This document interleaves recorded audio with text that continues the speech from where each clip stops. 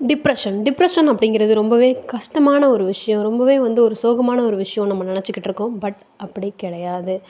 நம்ம ரொம்ப ஈஸியாகவே டிப்ரெஸ் ஆகலாம். நம்ம ரொம்ப ஈஸியாகவே அன்ஹாப்பி ஆகலாம். எப்படி தெரியுமா? ஒரு சேர்ல சாஞ்சு அமைதியாக உட்காந்துக்கிட்டு இருக்கோம். நம்ம மைண்டில் தாட்ஃபுல்லாக யோசிங்க. இந்த மாதிரி நான் சொல்கிற மாதிரி சொல்லி பாருங்கள்.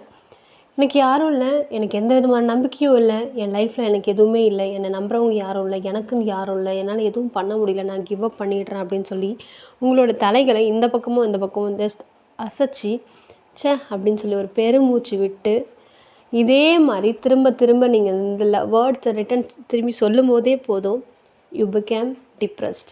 எப்படின்னு கேட்குறீங்களா? இந்த வார்த்தைகளை நீங்கள் திருப்பி திருப்பி சொல்லும் போது நீங்கள் ஜஸ்ட் சோஃபாவில் சாஞ்சு உட்காந்துக்கிட்டு இந்த மாதிரி சொல்லிக்கிட்டே இருக்கும் போதே போதும், உங்களுடைய பாஸ்ட்டில் நடந்த எல்லா பேட் ஈவெண்ட்ஸும் உங்களுக்கு ஞாபகம் வரும், எல்லா பேட் எக்ஸ்பீரியன்ஸஸும் உங்களுக்கு ஞாபகம் வரும், எல்லா நெகட்டிவ் திங்ஸும் ஞாபகம் வரும். நம்மளோட நெகட்டிவ் தாட்ஸோட லூப் தான் டிப்ரெஷன். ஸோ இதை நம்ம ஈஸியாக அந்த நெகட்டிவ் தாட்ஸில் பாசிட்டிவ் தாட்ஸை ரீப்ளேஸ் பண்ணாவே போதும், we overcome from depression. Even டிப்ரெஷனுங்கிற வார்த்தையே பயன்படுத்த வேண்டாம். நம்ம நல்லா இல்லை, ஹாப்பியாக இல்லை அப்படிங்கிறத நான் அன்ஹாப்பியாக இருக்கேன் அப்படின்னு நம்ம சொல்லும் போதே அந்த வேர்டில் ஹாப்பி சேர்ந்து வரதால் we will feel much better.